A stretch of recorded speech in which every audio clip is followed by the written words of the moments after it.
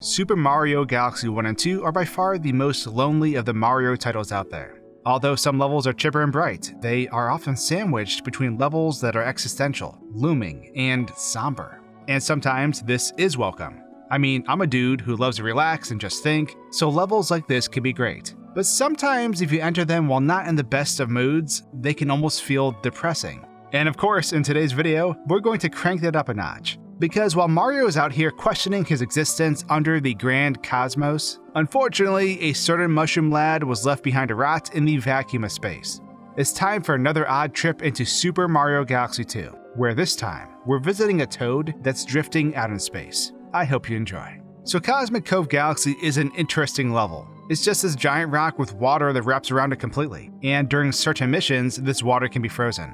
There's a few different missions in this particular level, and for this video, we are going to be focusing on Mission 1 at first. Twin Falls Hideaway, the first mission, takes Mario completely around this water-filled space valley. According to the locals, some swimming drills are taking place. In this level, you typically grab a shell, coast past some penguins, and make your way to the waterfall that has an underwater cave under it. Upon exiting this cave, you are now in the bay area of the level, where you must freeze the water in order to climb the Twin Falls to the star.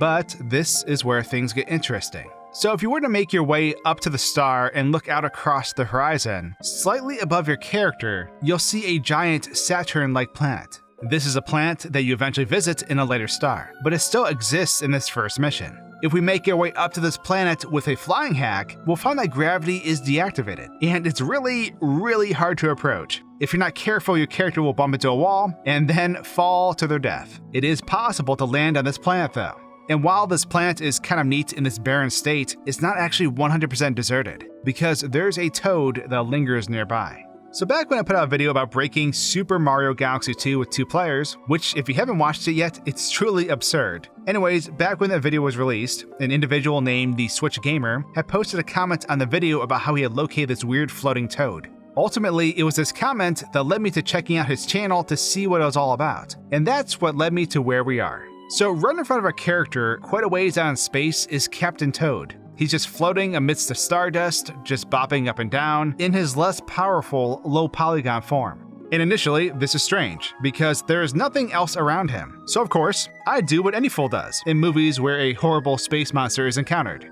I decide to flip a coin to determine whether I live or die, and I approach the strange being. Unfortunately, that was a bad move. As I slowly got closer to the toad, resisting the urge of gravity fields pulling me out to deep space, I realized I had fallen for a trap. My plan was to jump on Toad's head like a jolly old plumber, but what I got was getting baited into a gravity sphere, spinning around and around endlessly. It's kind of creepy because with Toad floating above us, it actually looks like Mario got stuck in Toad's spell or something. I was lured like a moth to a flame, and Mario was helpless. So okay, a deadly floating toad is cool and all, but let's talk about what is really going on here. So Super Mario Galaxy 2 has several scenarios for each level. These scenarios are tied to the obtainable stars. And when you choose a star, a specific set of objects are loaded. Sometimes these objects are grouped into areas known as zones. And a zone can consist of a planet and the various objects found on and around that planet. This also can affect gravity, as it can determine what gravity planes can be loaded at any given time. So this demonic floating toad is actually very similar to another video I did in the past, called The Block the Developers Left Behind. Hence why this video is named what it is. You see, this toad exists because the developers essentially forgot to group him in with the zone/sequence objects that are called upon when the star for exploring the cosmic cavern is selected.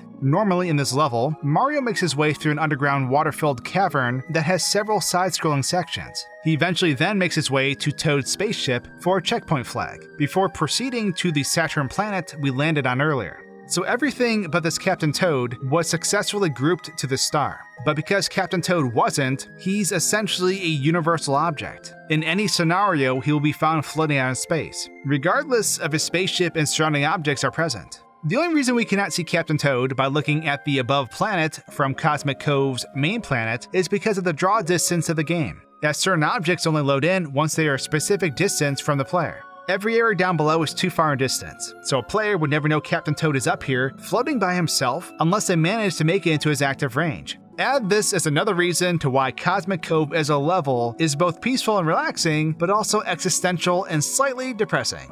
Toad's drifting out in space, and no one can hear the lad scream. So, on that positive note, I hope you enjoyed this quick dive into an odd gaming asset, and I'll see you all in my next video. Cheers!